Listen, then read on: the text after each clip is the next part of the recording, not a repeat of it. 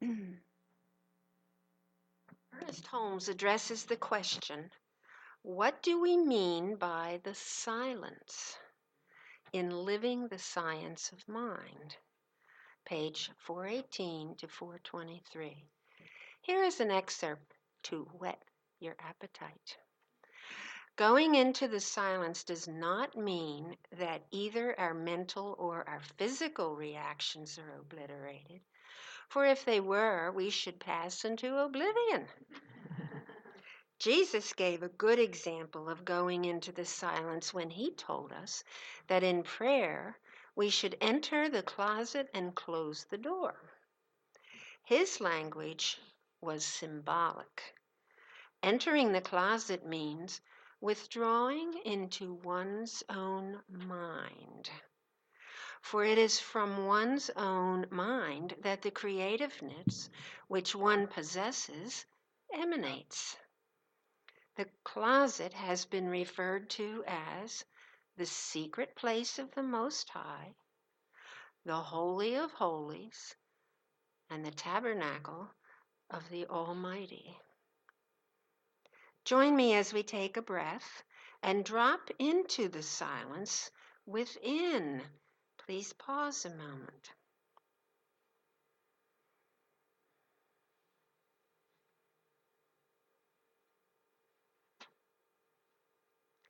Now, from that tabernacle of the Almighty, let us speak this word of truth together with conviction. The good I desire, I already possess. That which I ask for, I now receive. That which I want and need, I now have. I celebrate my wonderful life. Thank you so much, Nancy.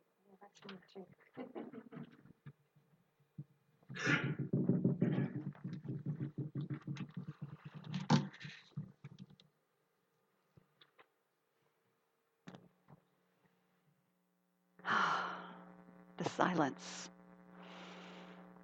So our teaching story this month is It's a Wonderful Life. And I love teaching stories because Jesus and many of the great masters taught in parables. And it's a wonderful way for us to receive metaphors, symbols, which is the way in which spirit operates, symbols that help us to align with and adjust to back into the truth of who we are. So as you're listening to the pieces of the story, think in terms of your life and how this speaks to you. What is the message for you? Because I know if we come from that perspective, then we're all able to receive some spiritual nourishment from this story. So the piece of the story that I want to bring to you today actually is the very beginning of the story. And at the very beginning of the story, we hear prayers for a man by the name of George Bailey who has hit an all-time low in his life. And he's been acting out in anger and rage and which is not like him. And so the prayers go out from his friends, from his family. God, please help George Bailey. God, please help my dad. Please help my husband. The prayers are being given. And so the scene shifts into a conversation between God and all of the angels, and they're hearing all of these prayers. And so the conversation is, this man George Bailey really needs some help. So he turns to Clarence, who is an angel that has not yet earned his wings, and he says, "So Clarence, I'd like you to go down and help this man." And Clarence says, "Well, what's wrong with him? Is he sick?" And to which God responds, "No, worse. He's discouraged." So discouragement happens when we have forgotten who we are. When we think of ourselves as these tiny little separate beings and us against the world, When we step out of the awareness that that we're spiritual beings and we live in a field of pure potentiality and possibility. When we feel stuck then, when we don't see a way out. And again, it's because of the perspective. It's because of a very narrow perspective. We've lost our perspective of the totality of who we are. And so George then also contributes to these prayers that are going on. And he does his own, please help me, God. And so all of that together calls forth this angel, Clarence. And it's interesting because if we look at it, Clarence stands for all kinds of help, but essentially what Clarence stands for, because Clarence brings George back to himself, is he's a symbol of our higher selves. And I love what Ernest Holmes says about this thing called angels. He said there's a guardian angel that accompanies everyone through life. It is the angel of God's presence in all persons. It is our spiritual nature. So an angel then is defined in New Thought teachings as the presence of light, divine intelligence, intuition, and understanding. This is a description of the God within. So it's not here to change your mind that there are angels, but it's here to expand your awareness that there is an angelic presence in each and every one of us. There's an angelic presence in each and every one of us. Each and every one of us are earth angels. So what are examples then of angelic assistance? Well, they're wonderful answers to prayers in the form of inspirational downloads. Deb demonstrates that for us all the time. The downloads, right? The inspirational downloads that take place when she writes her music. Those inspirational downloads that come from somewhere beyond the conditioned mind, and we hear the term out of the blue. New insights and help in that way. Also, help from out of the blue from our fellow earth angels in the form of encouragement, help and support, offering a hand or a prayer when we need it, bringing a piece of information or a resource just in time. And I've heard of people talk about how they were looking for some information and a book just fell out of the shelf. That these kinds of things happen. These are so-called angelic interventions, but in the broader sense too, that there is an operation of a universal law upon our requests that brings these things into fruition in our lives. So our practitioners are angels. They're earth angels. They're a form of earth angels who have trained and specialized in spiritual guidance and in prayer and what we call spiritual mind treatment. So with those of you who are practitioner earth angels, please stand so everybody can be aware of who you are. Would you stand up? All right.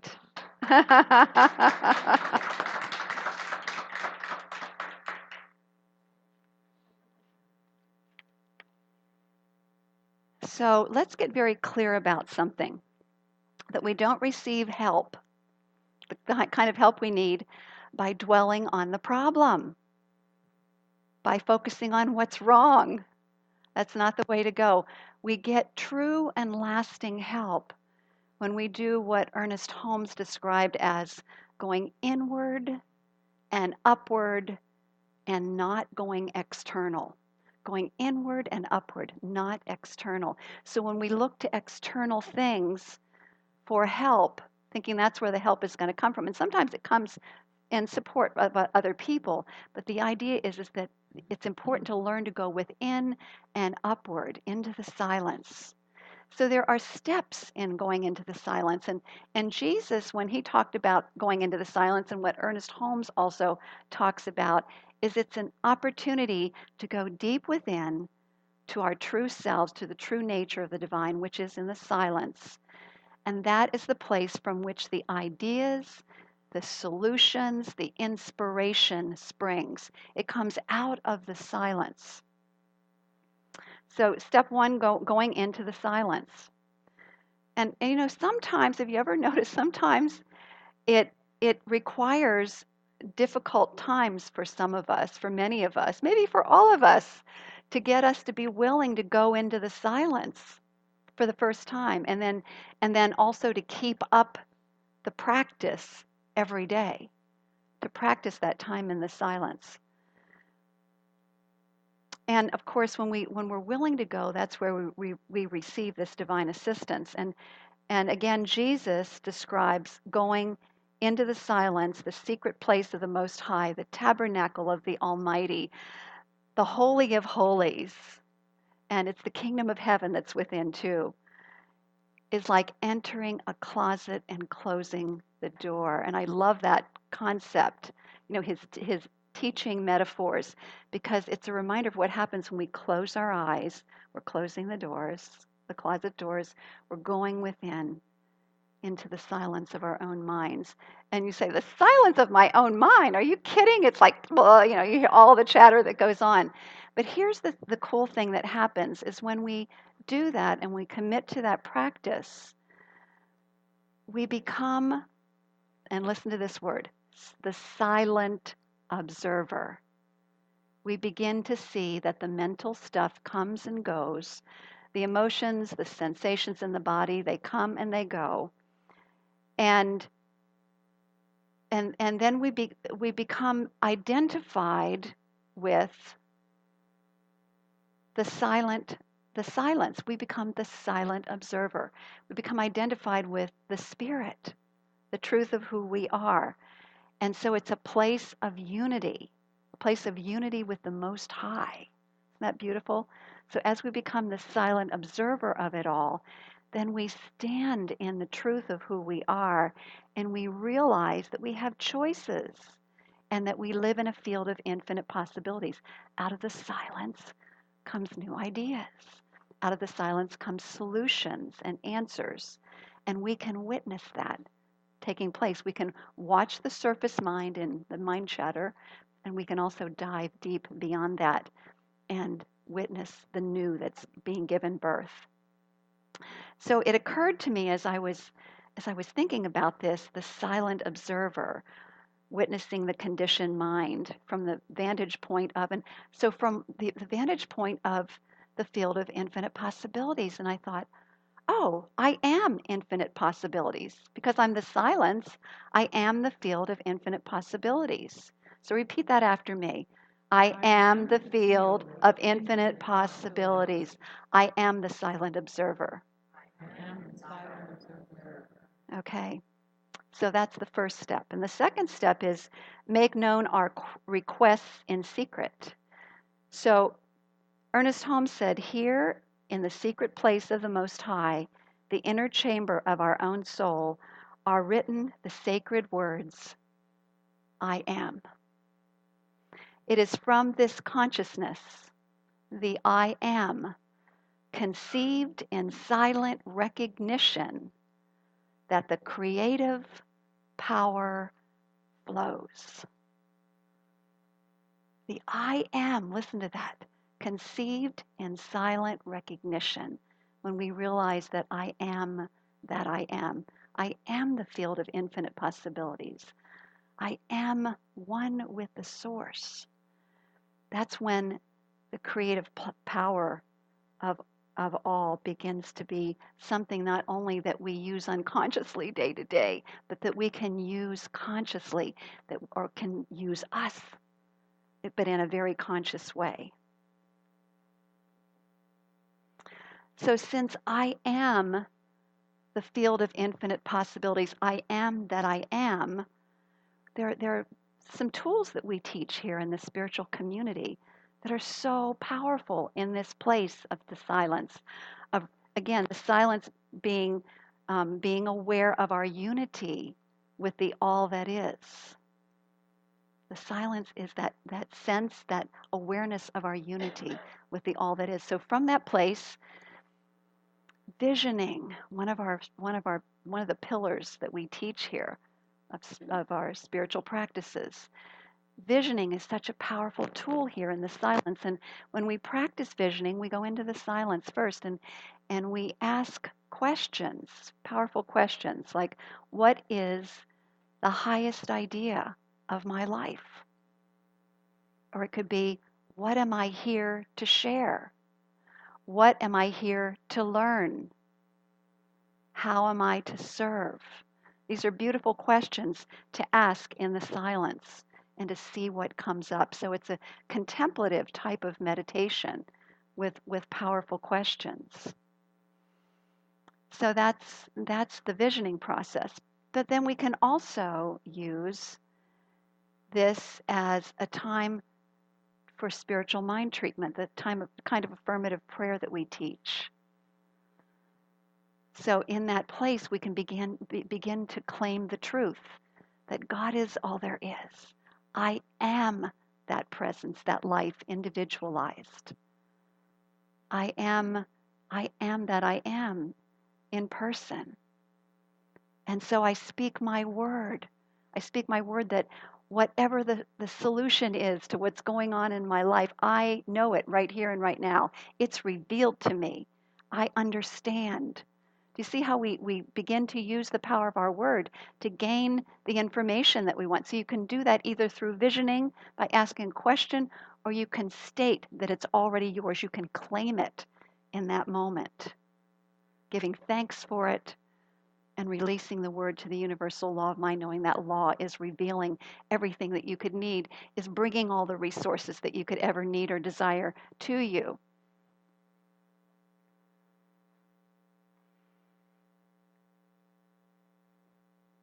So we're actually imprinting universal substance, energy, the universal law with this idea, whatever the idea is that, or whatever it is that we are claiming. And Jesus calls this thing that we call the law the Father that sees in secret, the parent mind, the originating intelligence in the universe. And it provides the answers that we desire. In the book of Isaiah 65, chapter 65, verse 24, it says, before they call, I will answer, and when they are speaking, I will hear. The beautiful description of how the universal law works.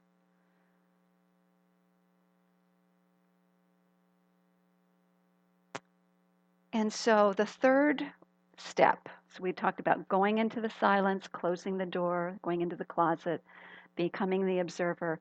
We talked about making known our requests in secret. And the final one is to comply with the spirit of love, joy, harmony, and unity. This is where the joy comes in, right? So in the visioning process, a way to do that is to say, what must I release or become to be aligned with my request or my vision? What must I release? So what is it? What is the belief or the habit in me that I must release in order to align with the creative flow of my request? Because we know that when we refuse to forgive, that we are blocking the creative flow. And we know that so the moment that we return to love, when we return to joy, when we return to harmony, when we return to unity, then we are releasing that belief that creates the resentment, the shame, the guilt, the anger, the fear, the hatred, the pettiness. We're letting go of that belief.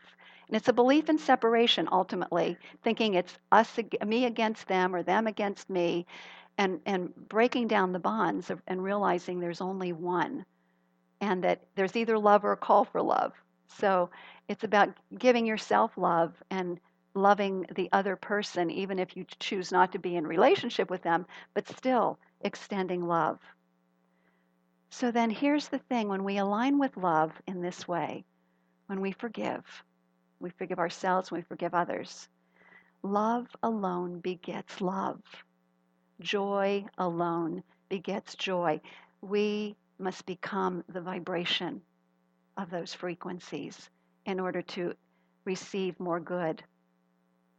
So toward the end of the movie, George, thanks to the guidance of his guardian angel, Clarence, goes on a rampage of appreciation through the town. When he's finally come to himself, he's kissing and hugging everybody as he goes along. And so full of joy, even though, there's a huge challenge in his life, which looks like bankruptcy. He has come to himself. He's realized the value of his own life. He's become a joy and love generator, right? When we realize who we are in truth, we become joy and love and peace generators. How cool is that? So that's the final thing, is to get into alignment. And we can do that. We don't have to rely on circumstances to change, to be joyful or to be filled with love. When we realize who we are not dependent on somebody else changing in order for us to be happy, or some circumstance to change. Because the thing is we know from this vantage point of the silent observer of who we are in truth, that our vibration is what it's all about. Because when we become the vibration of love, peace, and joy, then miracles begin to happen. All of those requests, those prayers that we've placed into the universal law over time, just begin popping up all over.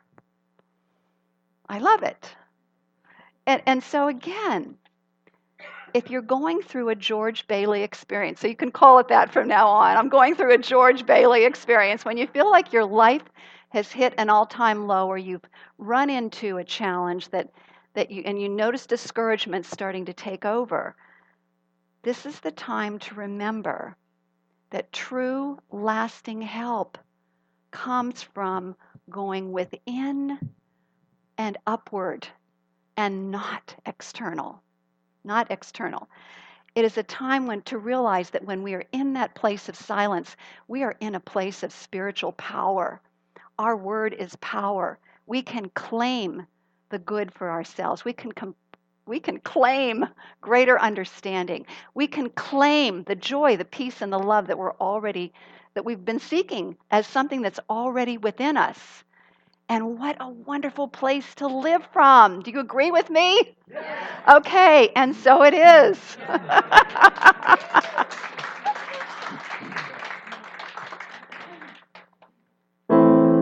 I had a dream. I was wading in the water.